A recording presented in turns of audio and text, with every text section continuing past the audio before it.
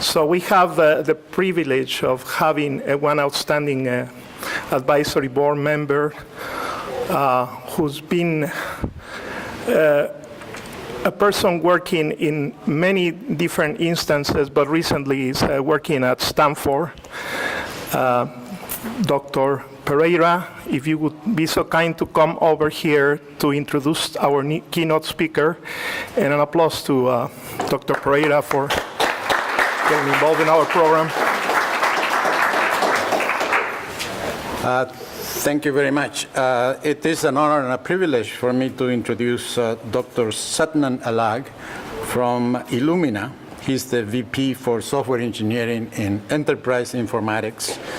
And Illumina is a very large biotech company. And anyone that's been reading the papers know that if you don't know something about big data, deep neural networks, convolutional neural networks, you are not in anything. So he's going to talk to us about his experiences, in fact, his background, so I'm not going to repeat it, and a talk on enabling the vision of precision medicine via big data.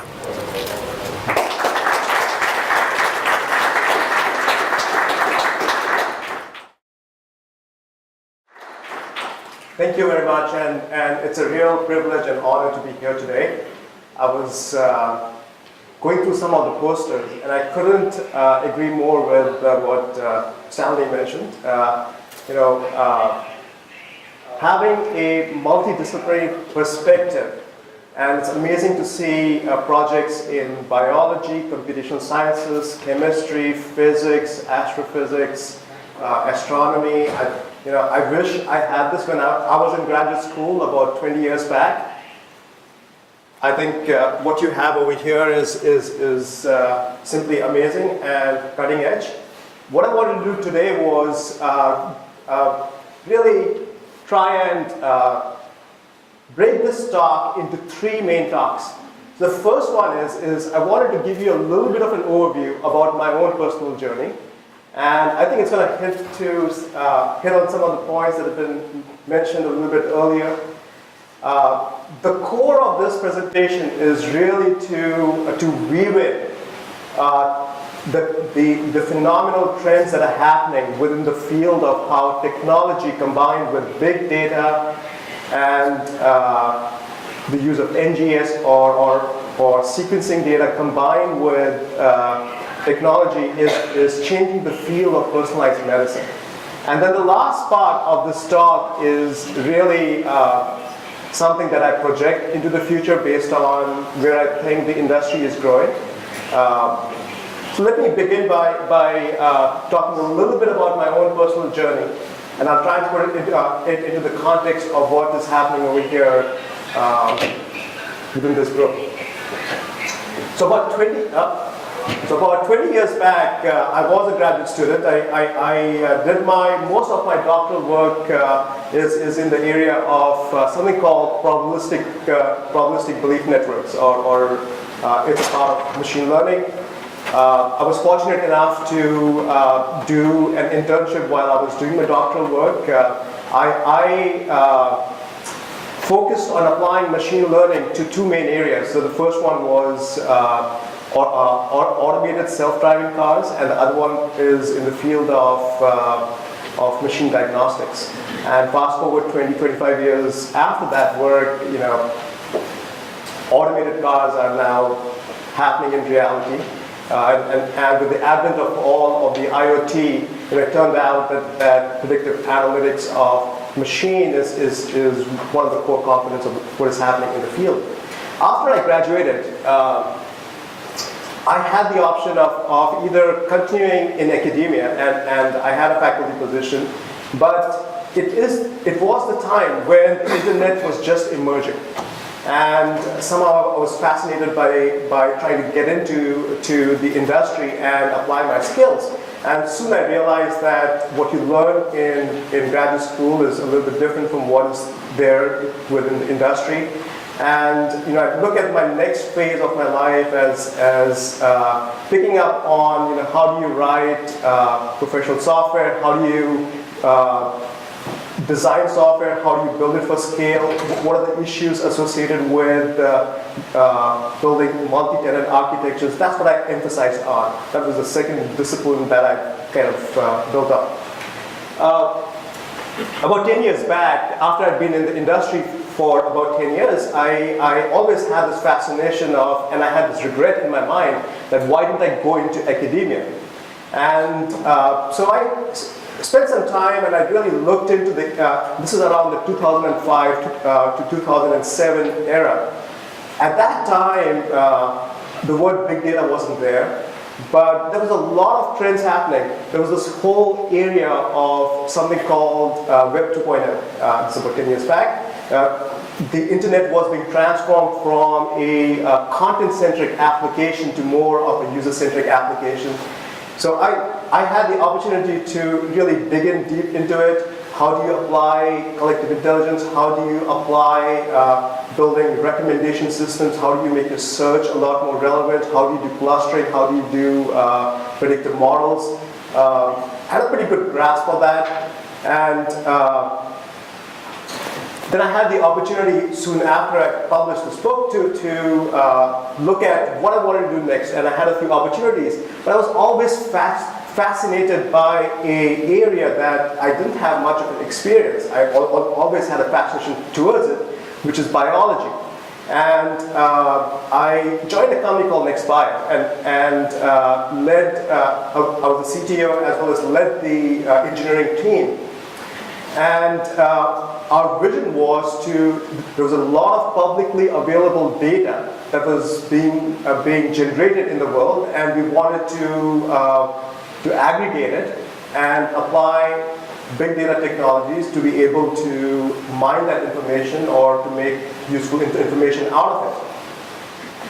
And fast forward 6 years later, we were fortunate enough to be acquired by Illumina. Now I'm part of Illumina and I lead the software team for the enterprise informatics business unit. The last part of my talk is going to be my own personal opinion based on what I see as what is the next 5 years or what are going to be the next interesting things that are happening in the market. And I believe that now that you have been able to accumulate huge amounts of data, there's technology to be able to process it. Really, the next set of innovations are going to come from extracting intelligence out of it. I just thought, since I was talking to graduate students, I would share some of the things that I've learned in the last 20 years being in the industry. And number one, I think it comes to the core of it. Do what you're passionate about. Because if you do what you're passionate about, you'll do a very good job at it. You'll also enjoy doing it, and you will be successful. Number one, at least in the industry, it is a team effort. And really being a part of the team and making the team successful as compared to yourself makes a big difference on whether you will be successful in the industry or not. Unfortunately, there is no substitute for hard work. And this is something that I've seen over the years. I just worked just as hard as I did when I was in grad school. And unfortunately, at least in my case, you have to work very hard to be successful. And I didn't know that the theme of this presentation was going to be multidisciplinary, but I couldn't agree more. Try and solve the hard problems, because the hard problems make a difference. And the best way to be able to do that is to do a multidisciplinary, team-based effort to be able to tackle those hard problems. You get different perspectives, and that's where innovation comes from. And lastly, I've been fortunate enough to also have opportunities on the leadership side, something that at the early part of my career I didn't have. But you have to take initiative. If you want to make a difference, you have to take initiative, and when opportunities come in front of you, grab them with both your hands. So this is just a sidebar. So now, I'll get to the core of what's going on within the field of personalized medicine, and I'll put it into the context of big data generation as well as software that is developed. So I want to weave in three main things. So the first one is for this whole area of precision medicine. Within the last 10 years, there's a lot of innovation that has happened within the, I'm sure every one of you has heard about Hadoop and Spark and Elasticsearch and Lucene. There's a lot of innovation happening within this field of big data technologies. When I talk about molecular data, I saw a couple of posters over there that talked about a combination of phenotypical data along with genomic data. There's a whole revolution happening in terms of the amount of data, the cost at which the data is being generated. And then you put that within the perspective of informatics. These are the three main things that I want to put together. So those who haven't heard about precision medicine, this is an approach to disease treatment and prevention that takes into account an individual's variability, whether it is based on his genomics, environment, or lifestyle, diet and exercise. And the vision is that this will this will usher a new era of healthcare that will give us more insights into the symptoms we have today, what we are prone to have in the future, and guide treatment. So the first big trend that I want to talk about is how big data is enabling this revolution. I am in San Diego, and I know that Illumina is probably among the second biggest employer, so I'll be surprised if no one has heard, or if there's anyone who hasn't heard about Illumina. Is anyone who hasn't heard about Illumina? Our mission is to advance human health by unlocking the power of the genome. And if you look at the genome, all diseases have a genetic component to it, whether it is simple diseases like Mendelian diseases or complex diseases like cancer. I think I want to quote a quote from Francis Collins that says, "Genetic loads the gun and the environment pulls the trigger." So what can you do from a genome? If you look at the bullet points over here, and I won't read them out, they're exactly the same as what I had on the slide that talked about precision medicine. It gives you greater insights into the symptoms you have today, what you could potentially have in the future, and guide appropriate therapy associated with it. So there's a lot of rich amount of information that can be obtained from the genome. So in 2003, you must have heard about the Human Genome Project. And the Human Genome Project was a long, expensive project. It took over 13 years, costed more than $3.2 billion, or costed more than $3 billion to sequence the first genome. And over the years, over the last 15 years, there's a huge amount of innovation that has happened within this field, that we've been able to bring the cost of whole genome sequencing down to about $1,000. One of the biggest innovations that enabled this to happen was the advent of next-gen sequencing, which was introduced in 2007. And at that time, I think the size of our instruments was probably the size of a refrigerator, about 18 cubic feet of space. Now we've been able to bring it down to the size of a microwave. The throughput associated with our instrument has also gone up tremendously. I think to generate 1 G of data in 2007 was of the order of about 3 days.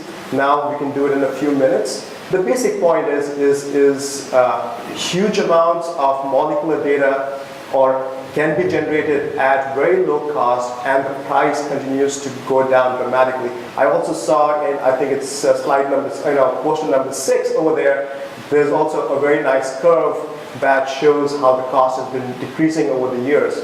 Wow.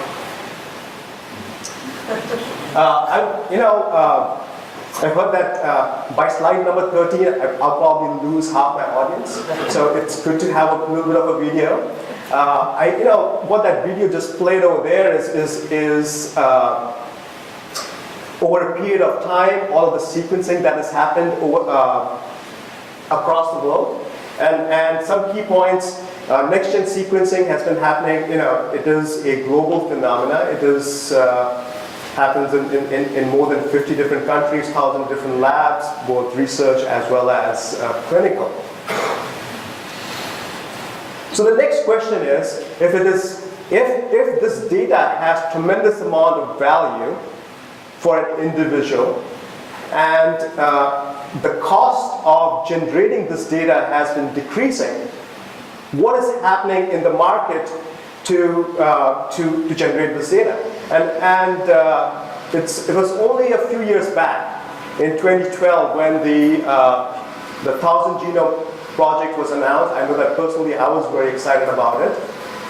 And then if you look at the last few years, the intensity with which these large-scale sequencing projects are being announced, as well as the scope of the size of the cohort associated with it, is increasing by orders of magnitude.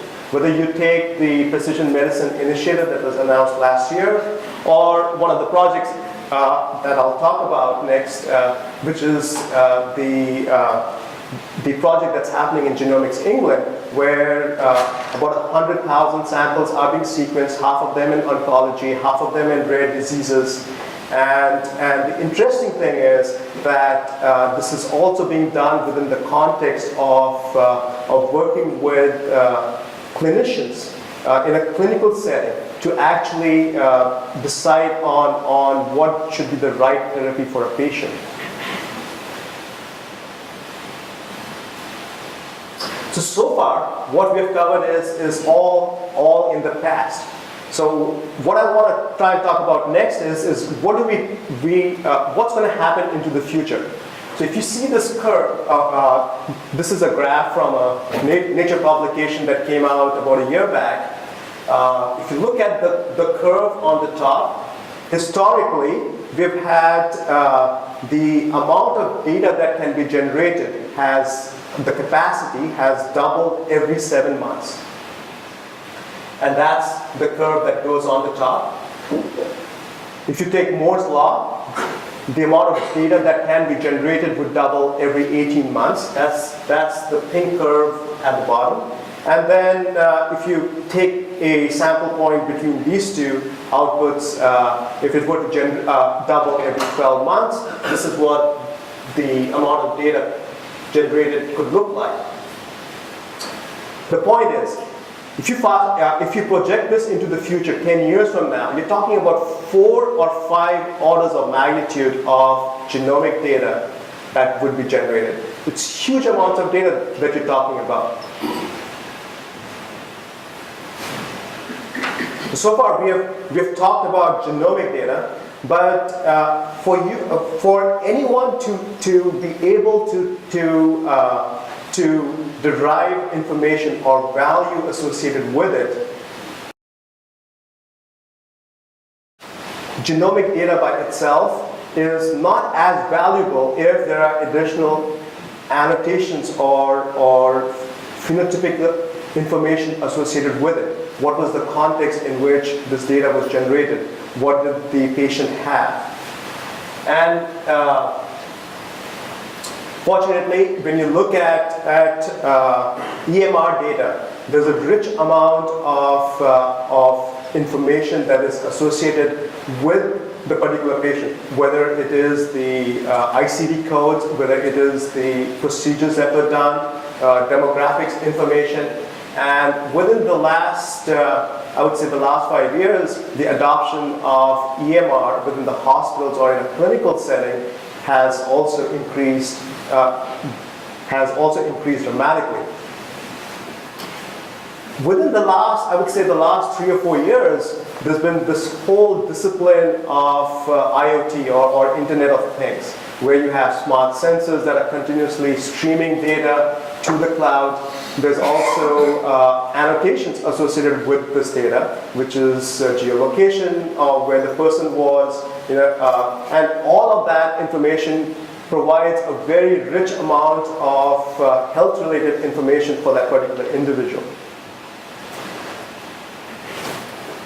Unfortunately, a lot of this data is noisy, and there are a lot of challenges associated with trying to learn from this information. So the first challenge is when you deal with EMR data, it comes in heterogeneous formats. If you go from one institute to a different institute, they'll have their own coding conventions. Data, which is free text data or unstructured data, also has to be transformed. It has to go through a process of being cleansed as the first step that we see over there. So you may also want to transform the data from a continuous variable to more, if a blood pressure is at 136, it's above normal, doing that. And the last thing is if you want to compare this information across many samples, you also want to map it to a canonical format. So things like applying natural language processing along with ontologies to be able to extract this information are of key value. How many of you are from a computer science background? Excellent. So I want to talk a little bit about what's happened in the last 10 years.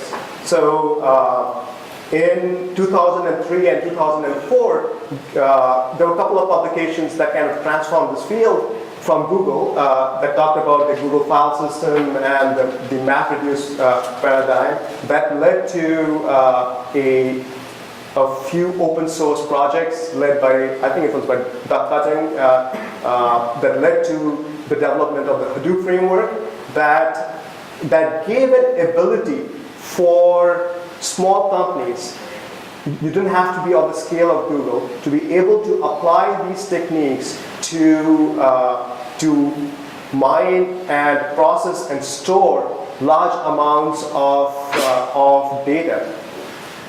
So frameworks such as Hadoop distributed file system, as well as MapReduce frameworks with Hadoop and now with Spark, give an ability to process large amounts of information in a cost-effective manner.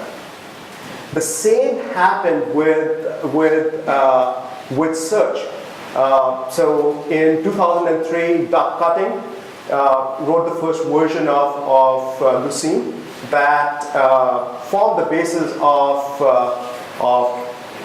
frameworks like Solr and now Elasticsearch that give individuals to be able to transform this large amounts of data into a manner that it can be easily processed. Simple things like faceted navigation, building similar or a recommendation system, they all can be done very, very easily in a very scalable manner. And then the last area is in the area of mining this information. And I have a couple of stories that I'm going to talk about towards the end of the talk. But there's a very similar transformation that has happened in the last few years.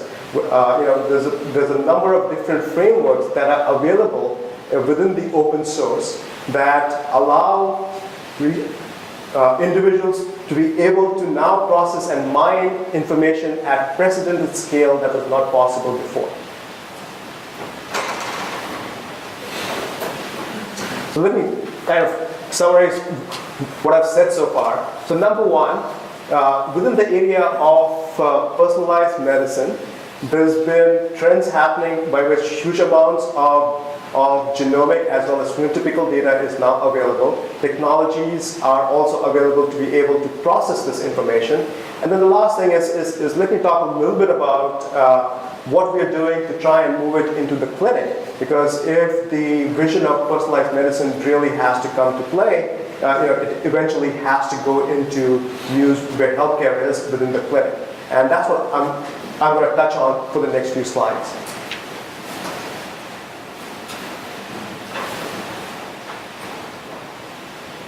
So within the clinic, from what we've seen is previously most of the systems that have been developed and not conducive to be able to process large amounts of genomic data. So they've been built previously. So there's a challenge associated with being able to scale the systems. When I talk about genomic data, we also have about 3.2 billion base pairs of information, out of which 99.9% of that information is similar to a reference, but you're still left with about 3 to 5 million variants that are different between two individuals. So interpretation is a big bottleneck. And then for it to be used within the clinic, it also has to be integrated into the workflow that is being used. So these are the three main challenges, and as a part of the Enterprise Informatics Business Unit, what we're building is an end-to-end suite of products that are integrated together with a core platform that provides a common set of services. So this begins with whether it is automating the way that the sequencing happens with data between the wet lab as well as the sequencing process, with the LIMS product, followed by a core application that can take the data directly streamed from our sequences onto the cloud, goes through a process called primary and secondary analysis, and then a new product that we're launching known as the variant interpreter that takes this information, puts it into a biological context, and then generates a report from the variants. And then a couple of products, both the NextBio clinical and the NextBio research applications that look at the information in the aggregate. And I'll try and give a few examples of how these products are built, as well as some of the challenges associated with building such a system. Let me talk about from a technology perspective, to build such a system, there were really 8 main aspects associated with it. Obviously, the scale that we deal with, the complexities of the technologies associated with it. It is all delivered as a software as a service, so it's all cloud-based. It has an ability to handle multiple data types, whether it is structured data or it is unstructured data, whether it's phenotypical information or it is molecular information.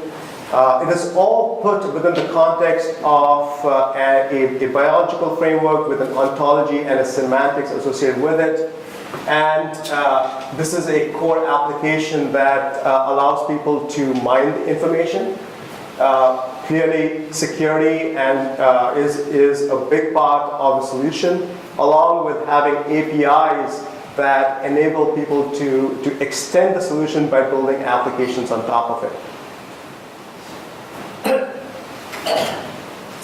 So one of the challenges with trying to use next-gen sequencing data or just genomic data is obviously the challenge of scale.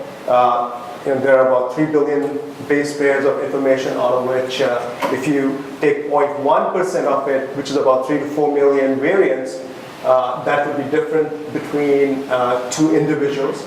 So the basic fundamental problem is when you look at genomic data, whether it is coming in from a patient, what you're trying to do is look at similar information coming in from the parents and siblings in the case of rare diseases, or looking at mutations that are different between the tumor and the normal in the case of oncology, and then trying to see which of these variants are positive to the disease, and that can be used for the treatment of the particular patient. That's the fundamental problem that this process is trying to solve.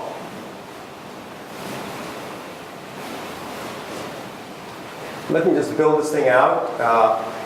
The other interesting thing is I want to give an example of what big data enables today that was not possible, I would say, about 5 or 7 years back. And that is the power of the aggregation. You see it today in almost every use case. When you interact on Amazon, one of the things that you see is when you buy a book, these are the similar books. All of that information has been gained by looking at data collectively across all of the different samples. Similarly, within a clinical setting, clearly one can generate a clinical report for the particular patient, and typically there is a knowledge base, publications that have associated a particular variant with a particular disease and what therapy should be given. But one of the key things that is now possible to be done is to start aggregating the list of cases that is being seen, and then using this aggregate information to help make new discoveries, as well as accelerate the generation of the knowledge, or also find similar cases. So when you see a case, what are some of the other similar cases that may have been seen in a different clinic in a different geographic location?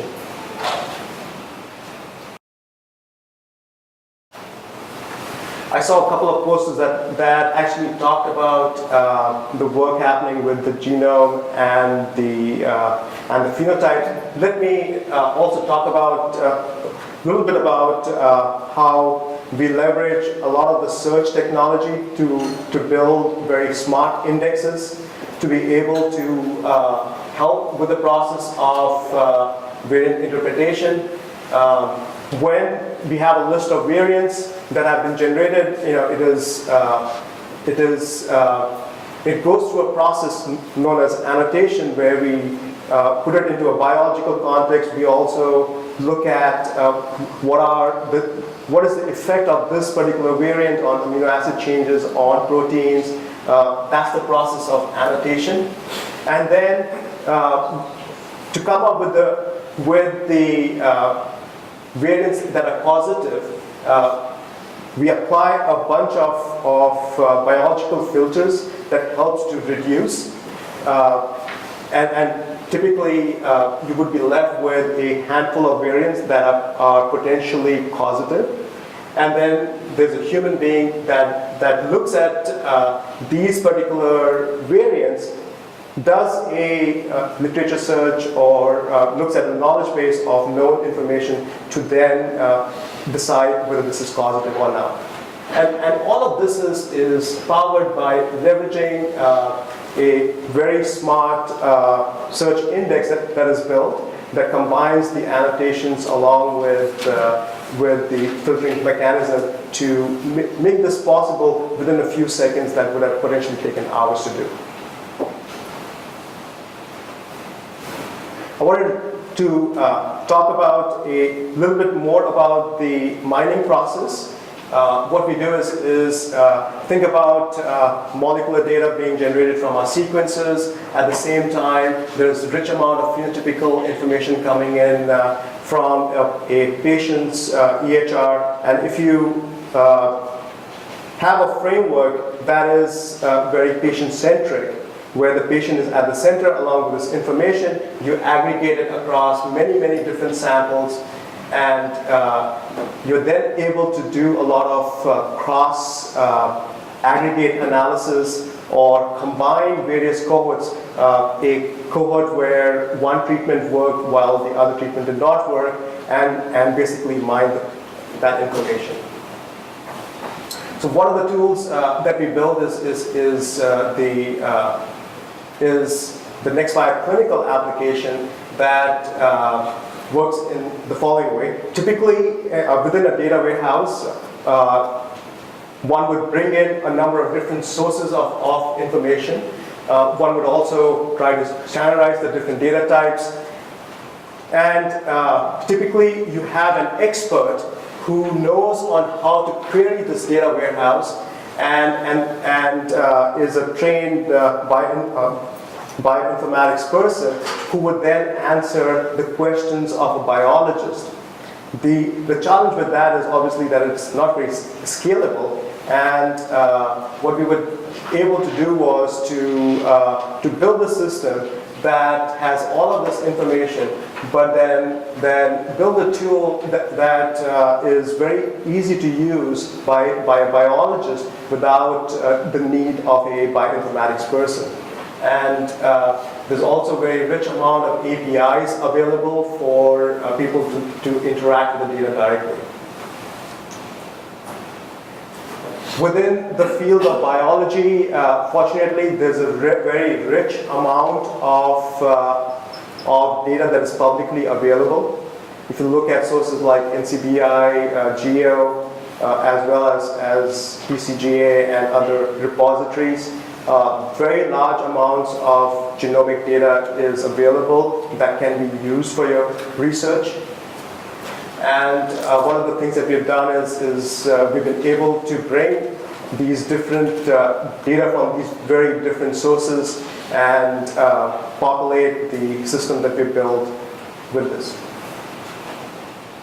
What this enables you to do is do many use cases, but one of the use cases is if you're doing a clinical trial and you treat some patients with a particular compound, what you may have observed that after 14 weeks, some of these patients have responded, while some of them have not responded. What you want to find out is a biomarker, find something that would help you to distinguish at week 0 between the responders and the non-responders. And there are lots of use cases like this that can be enabled through tools like this. Before I lose everybody, let me just kind of summarize this particular part of the talk, which is really within this area, given the scale of things, big data is core to the way that the data is managed as well as processed. There are obviously, as you saw from the graph that I showed you before, we are just at the cusp of it. If you fast forward 10 years from now, we're talking about 4 or 5 orders of magnitude. We're looking at additional huge amounts of scale of growth happening. What we need is obviously tools to be able to aggregate information, to leverage the information at scale, whether it is at a cohort level or at the population level, so very large scale. And then the combination of combining it with genotypic data as well as phenotypical data, I think that's where a lot of new discoveries are going to happen. And obviously security and privacy is a very key piece whenever you deal with human data. And what we're trying to usher is this new paradigm. The current paradigm is that you do an experiment, make a new discovery, publish it, and that gets part of the knowledge base that is used by others. But by being able to aggregate large amounts of clinical data, one will be able to accelerate the discovery of new knowledge at a much faster pace by looking at information at very large scales and accelerate this whole advent of personalized medicine. Everyone there with me? Last piece. So this is all future. This is all based on my own personal opinion. I just thought that I would share this with the group. Some of the examples that I'm going to give are published work, not from Illumina, that I thought would give some new, unique insights towards what's happening within this field of healthcare and machine learning. So, we have heard about personalized medicine for probably the last 15, 20 years. We've been doing healthcare for a long period of time. The first question that anyone asks is why now, right? We've had the same talk 5 years back, 10 years back, 15 years back. And I think there are 3 fundamental differences over here. So the first one is that, what I was talking about is the adoption of EMR. A lot of health-related data is now becoming electronic that can be easily accessed, along with a much more richer set of personal health-related data coming in from smart sensors. That's one. Number two is what I talked about in terms of, if you look back at the last 10 years, is the acceleration or development of technologies to be able to process this. There are now, with frameworks like Spark and Hadoop, you don't have to be the size of a Google or a Facebook to be able to mine large amounts of data. You can do it cost effectively even as a small company or a group. And the last thing is one of the good things that has happened is that a lot of it is being developed in the open source community. And people have been sharing their know-how on how they were able to do those innovations, that it is quite easy for graduate students as well as other people to get into the space. So I'm going to share two examples. Both of them are a few years old. So the first one is more of a retrospective study that was published in The Lancet, one of the prestigious journals in biology, where across 8 different studies with a cohort size of about 26,000 patients, which was a retrospective study that was done. And what they looked at is by analyzing between patients that had been taking aspirin on a daily basis and those that had not. And then after 5 years, what they found out is that your occurrence or reoccurrence of getting cancer was much lower if you had been taking aspirin on a daily basis. And this was particularly true for certain kinds of cancers, like colorectal cancer, along with a few other cancers. Now, the point of this is not that we all start taking an aspirin on a daily basis, but it kind of shows the different kinds of things that could be perhaps gained as you start aggregating large amounts of data. The other example that I wanted to share with is this is work coming out of Stanford, where so when a drug goes through clinical trials, one normally studies the adverse effects of that particular drug as a part of the clinical trial. But if you look at most of the individuals or most of the patients take multiple drugs, and the combinatorics associated with trying to study the effects or interactions of drug is so complicated that it can't be done. So, but if there are adverse effects happening with a particular drug, they need to be reported in a government database. And this group took the adverse effect database and they were able to mine this information. And what they found is when you take 2 drugs, so the first one is a lipid lowering drug and the other one is an antidepressant. They found that for those people who did not have diabetes, there was an increase in blood glucose level by 90 milligrams, while those who had diabetes had the blood glucose level go up by 48%. Again, it's a retrospective study, but it proves a couple of points, that there's a very rich, as you're looking for problems to look at for your master's thesis or for your PhD work, there's a very rich amount of data within healthcare that can be leveraged, and you may be able to find a lot of findings like this. So in the I would say the mid and early 1990s, when I was in grad school, I was doing neural networks. One of the questions that was asked to me in one of my exams was to do the backpropagation algorithm.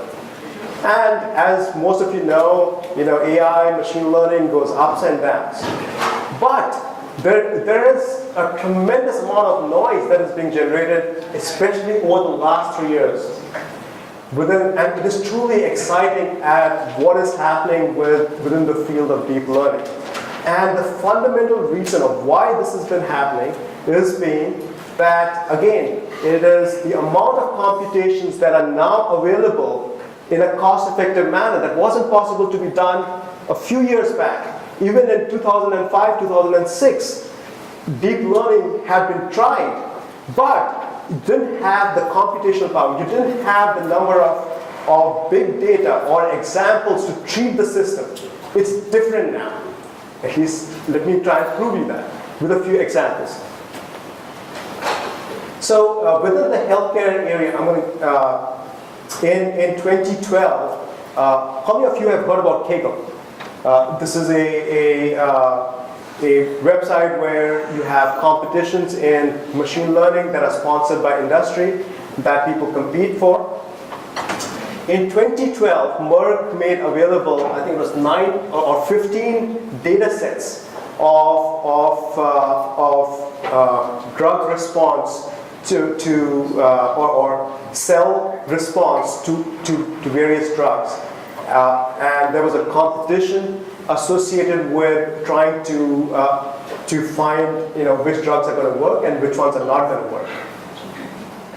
2 weeks before the end of the competition, a team decided to enter the competition, and they built a model that won the competition.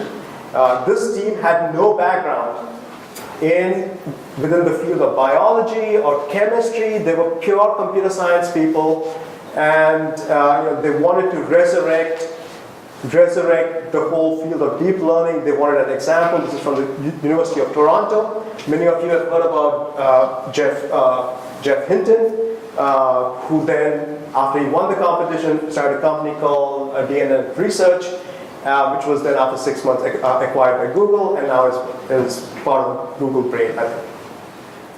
The point being that led to a lot of excitement associated with the use of deep learning.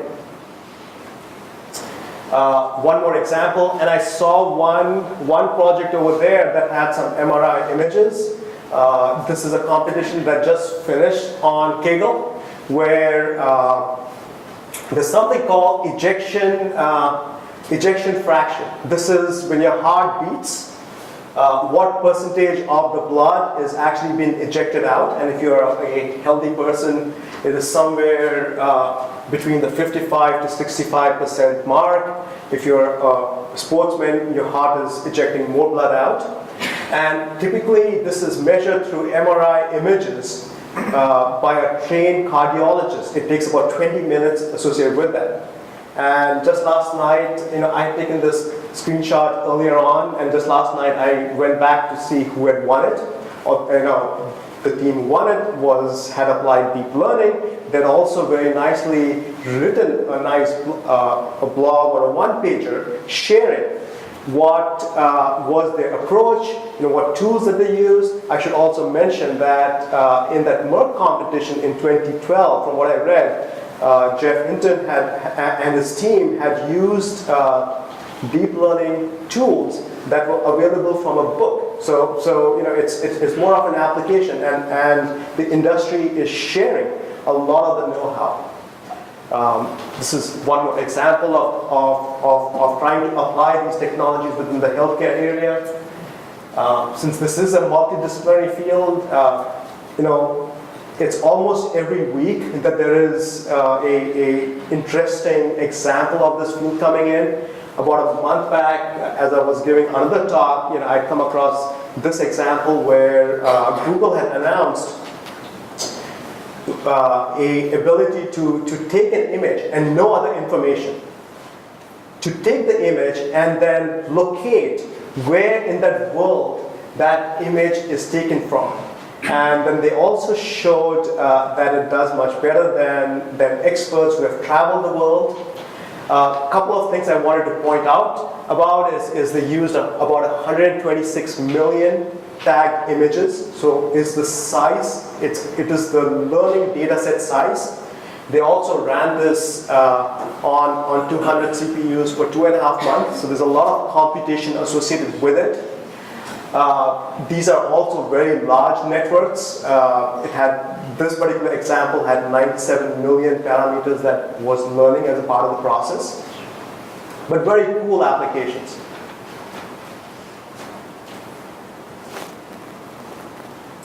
How many of you are experts at or have taken a course in machine learning? Okay. Correct me if I'm too off. So I just wanted a very simple slide on what is it that is different, right? So if anyone has done machine learning, most of the times, and especially if you go into the number of machine learning companies that are there within the valley, a lot of their time is in data science. It is associated with trying to find out what are the features, what are the attributes associated with trying to build your predictive model or to cluster your information. That's where most of the time is spent. And then you apply various algorithms. I saw random forest being applied along with a bunch of studies in some of the projects over there. So the fundamental thing with deep learning is, given that it takes a lot of time to be able to find the right features associated with building a predictive model, what have we come up with ways by which those features can be automatically learned, just like we learn the models associated with building the predictive model. That's the core of it. And the way you do it is one of the examples is a feature network by which if you are taking an image and this diagram here represents the pixel positions, I can take a cluster of four pixels and build one more layer on top of it that gives out the maximum value from that particular cluster. And then you have an automated way, mainly by gradient descent, that basically learns all of this information. It takes a lot of time, but again, with GPU architectures, you can scale it along with other techniques. My last slide, I'm almost done, guys.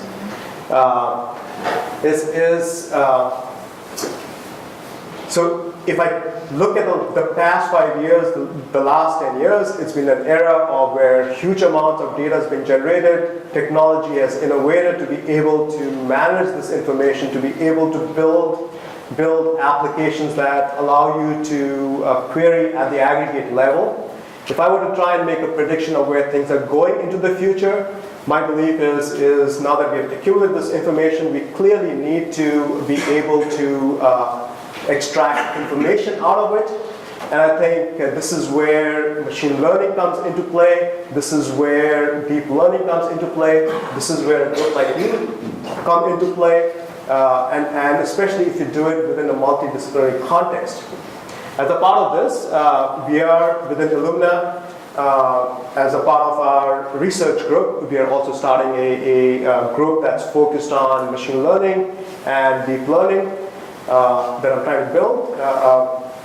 And really the four main areas within Illumina or where we are looking to apply this within the context of Illumina are, number one, what I mentioned with predictive analytics for our sequencers. It is a machine that is connected to the internet, generates large amounts of data, being able to predict anomalies. That's one.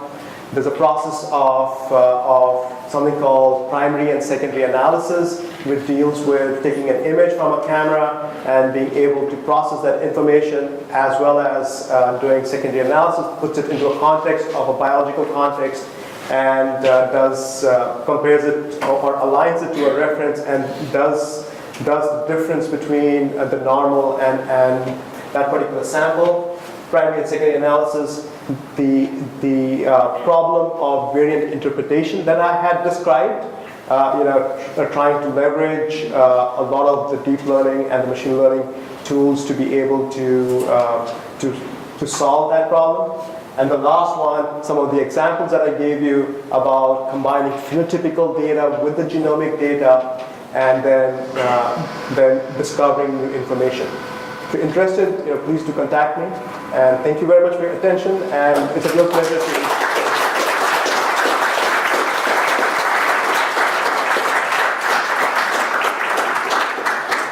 thank you very much for a very illuminating talk. Thank you. I know you have a plane to catch, but you got that. Okay, so questions? Any questions I can answer? So clearly, very soon, when you analyze big data, the machine will be smarter than the physician, right? But could you comment on what it takes? Oh, at the bottom of all your slides, it says this is research use only. Could you comment on what it's going to take to move to that next level that's going to be so critical for application of this? Yeah, I think if I were to summarize the challenges associated with moving this to the clinical setting, number one obviously is one needs an end-to-end regulated workflow. So one of the things that I've learned in the last couple of years is how to build software for the regulated market. And clearly, when you go into the clinic, you have to have software that is locked down, it doesn't really change, has all of the quality. So I think today, it is mainly being used within the research setting. I think there's still a gap to move to the clinic. I think there's progress being made, obviously, and we're trying to accelerate that progress. The other challenge is in solving that interpretation problem that I talked about, which is you have this large amounts of data. A physician only has 15 minutes to be able to make the genomics. Physicians may not have a very strong background in genomics, so having something that can be used by a physician in the small amount of time that they have, I think those are some of the challenges associated with trying to get it to the clinic. This is still being used mainly in the research setting. Thank you for pointing it out. Any other questions I can answer? In the genomic and phenotypic associations, well, there's all these base pairs on the genome side. Then if you have some, say, raw, let's say it's brain data, let's say it's MRI, EEG, or raw data where the features, the phenotypic features might not necessarily be known.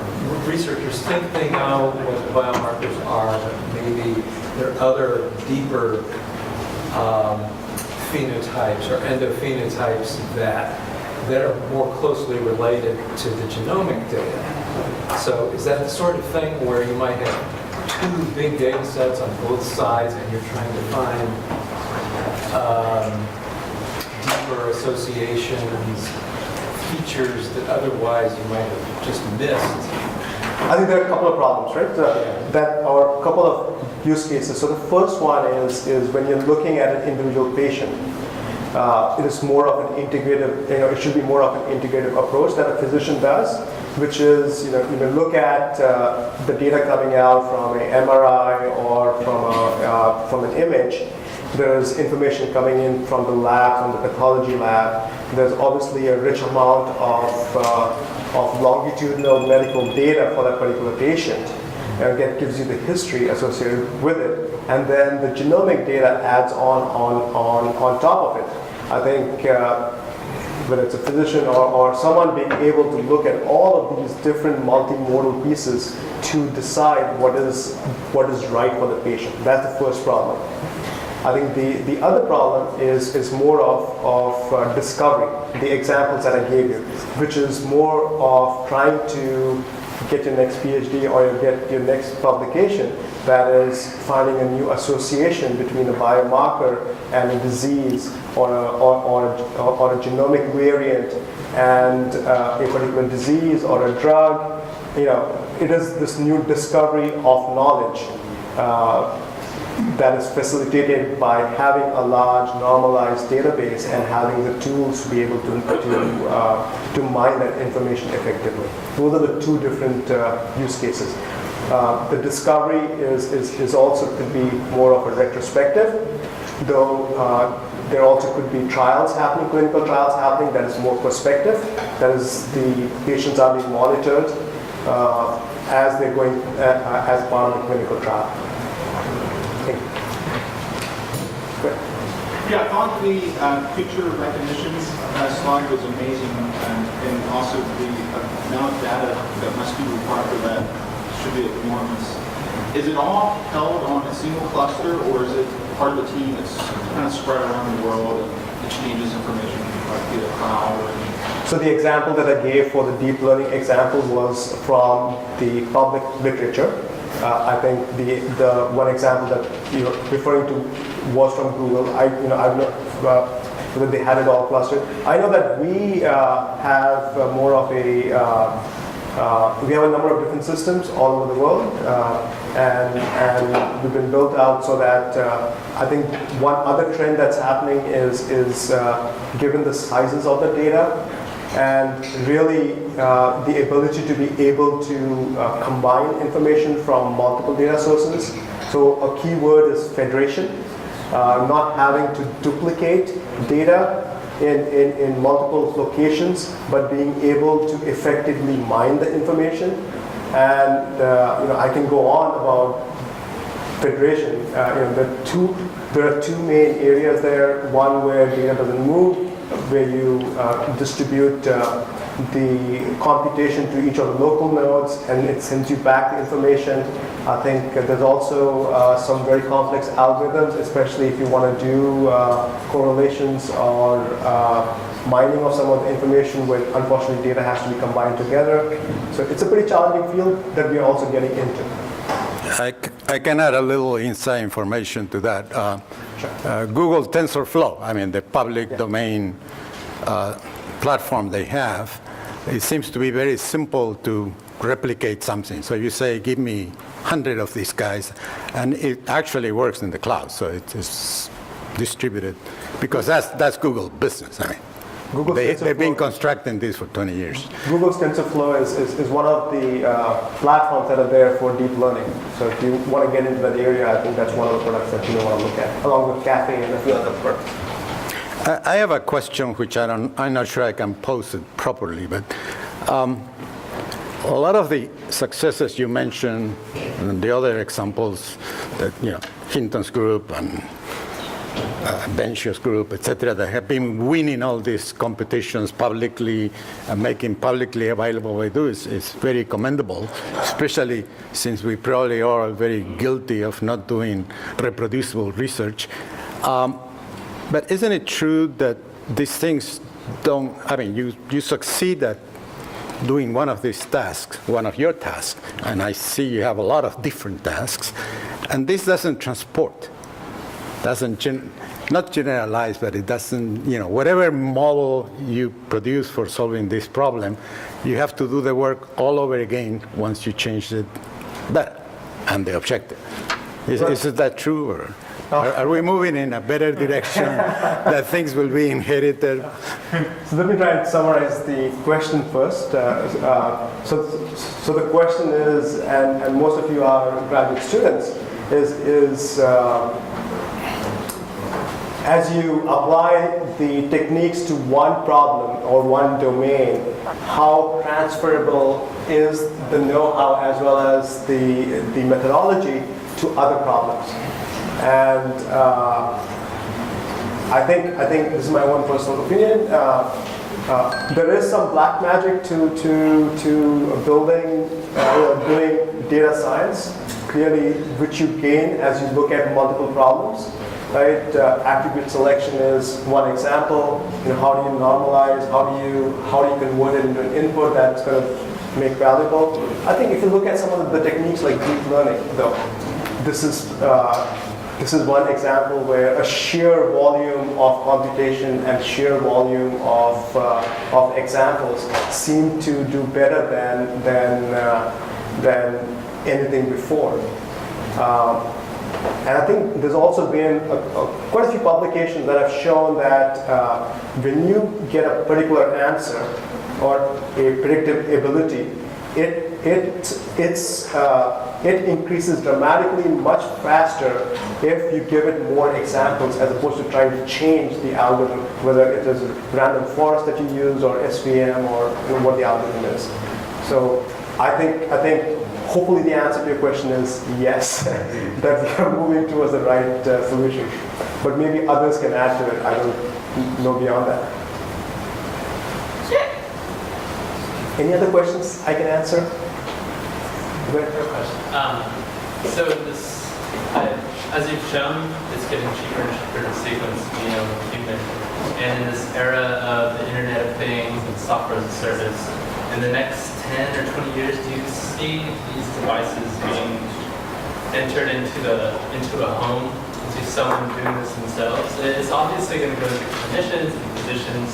They could use DNA sequencers, but do you see that happening at the level of a person or a family doing this themselves? And I don't think society is ready for that. But what are things, if that were to happen, that we should maybe think about improving? Let me answer your question in two ways. So the first one is, what happens within the sequencing world. I think that would be speculative on their part to say. But I'll just say generally about what's happening with IoT. I think it is fairly simple now. There are, at least I have seen a couple of frameworks. You get a nice chip for less than $15–20 that one can take. There's a framework for building applications to it. There's a bunch of startup companies that are doing it, and it's becoming easier and easier to connect your toaster or your device to the internet. I think one just has to look at the very large number of companies that are there, even within smart sensors. I think that's a trend that's going to even accelerate. So I think that's another area of if someone is interested in is I think there's a huge amount of opportunities there. There are also frameworks that make it a lot more easier to also manage all of this data without having to build all of the infrastructure yourself. Yes, sir? Yeah, I have a more philosophical question for you, Satnam. It has to do with a little bit of what Daniel was mentioning, that we are ready for this, and what seems to be the obstacle that is preventing us from realizing that the better diagnostics and the better equipment that we can have to provide our own data is going to actually improve the health of the humanity. So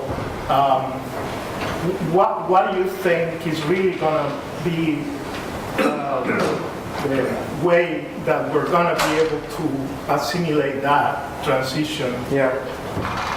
So talk about healthcare data, right? I think Stanley or Victor may have mentioned within academia, sometimes there is a tendency to potentially not share the data, right, for a long period of time, especially with but fortunately, when the study is funded by NCBI or by NIH, you have to make the data publicly available.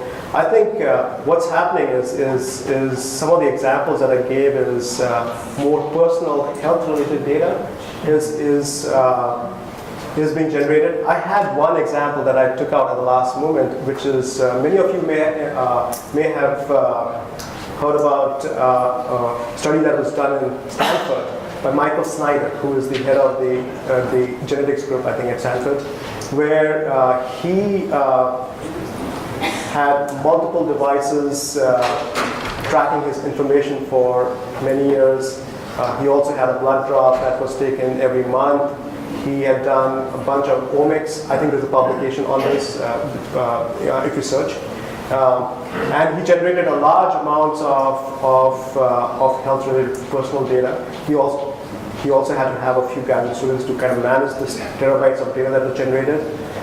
And during that 2-year study, he found during one of the infections he had developed diabetes, and then he was able to detect that much more earlier, and with diet and exercise control it.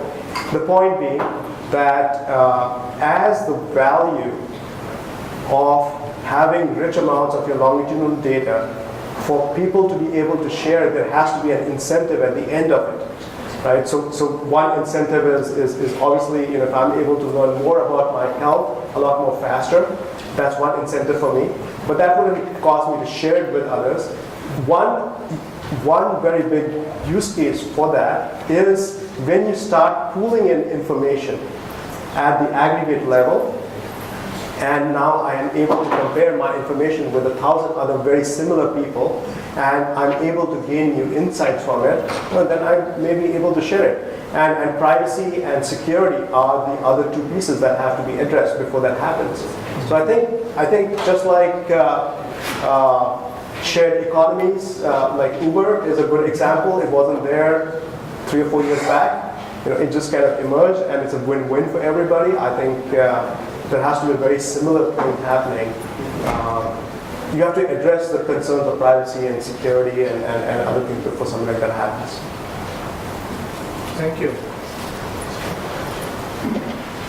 Well, thank you very much for the opportunity. Thank you.